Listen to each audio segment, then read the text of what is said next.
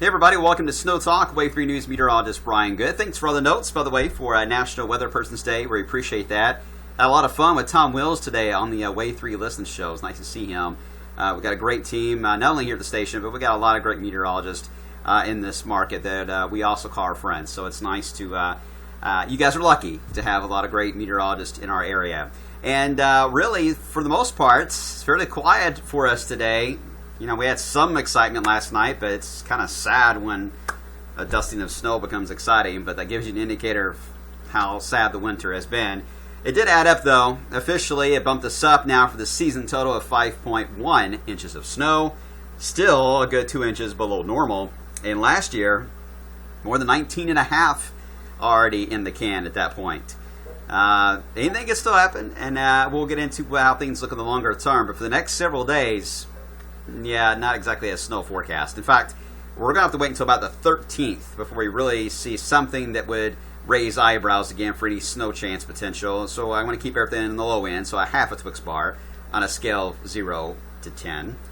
And then after that, the pattern becomes active. Several waves of low pressure digging in the eastern part of the country, some trying to phase, in fact, all the way through the end of the month into early March. So I'm only going to stop on the 18th and 22nd. That's usually the far out as I will go on the blog.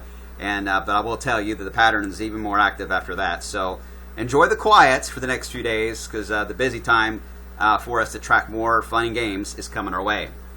Visible satellite from space. If you look carefully, Salem, Seymour, heading to Scott County, you can see a little bit of that snow on the ground. Those areas did pick up a good solid half inch to an inch and a half in some cases.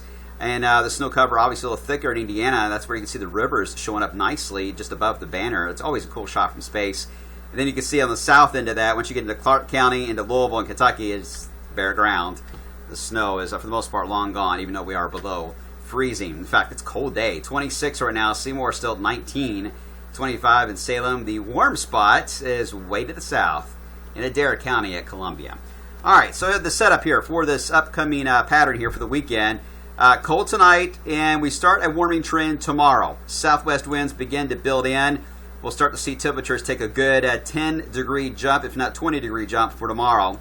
And as we head into Friday and Saturday, the warm flow is really going to get established here in the southeast part of the country with temperatures easily in the 50s, and 60 degrees is by far reachable Saturday and Sunday. Cloud cover will highly depend if we get cut off of the pass.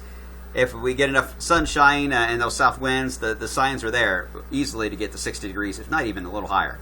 And so we'll play it by ear on cloud cover, but I think overall, fairly nice little taste of spring for the weekend. After it goes by, we have a system that's going to dig in. We've been talking about this all week long. It digs and then develops, then heads up the East Coast. Not much has changed on the trend. I'll show you the latest Euro. It still digs mainly east of us and heads out. So it'll have some rain as it passes by, but as far as anything cold produce snow, I'm likely going to take the flurries completely out of the forecast right now. I just don't see enough cold air aloft to get it to be a snowflake to develop. So nothing impressive. But down the road, maybe something more exciting does develop. Here's that warm air advection showing up in the NAM model. Everywhere you see in red, that's where temperatures are rising rapidly. This starts Friday into Saturday. And that's what we're talking about, such warm air. And you see the cold air on the backside. We'll get a taste of that, but not until Sunday night and into Monday. Here is the system on Euro, and again, it's got marginal cold air with it, nothing drastic. It's mainly going to track here to the south and east and just clip us with the rain part of the system as it passes by Kentucky. The main core of that will go from Ohio into Virginia. And again, not very cold air. The really cold air to get at least decent snow out of that is way up here. Even though the blue line is here, you got to go right here to really get any snowflake action of anything of any consequence to develop. Then we get into the active stuff. This is the 13th of February.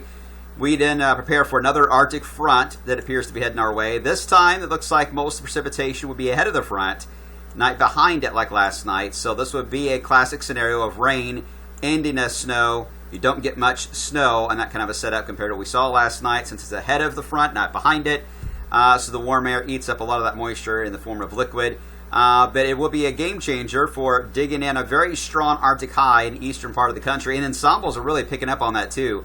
This is really going to dig in for Valentine's weekend over the eastern half of the U.S. And there's a lot of debate on how deep and how cold. But I think the front that moves in on the 13th and Valentine's Day itself is going to be the one that's going to set the stage for how the rest of the month does play out. The Euro does show the cold surges coming in over and over again, but I do think you will start to see this build more and more west after Valentine's Day takes place. So we do have something to track, but nothing in the short term. Until then, and I love snow, but I'm going to be honest, I'm looking forward to temperatures around 60. Nemo wants to go outside and play, so I'm going to let him out this weekend.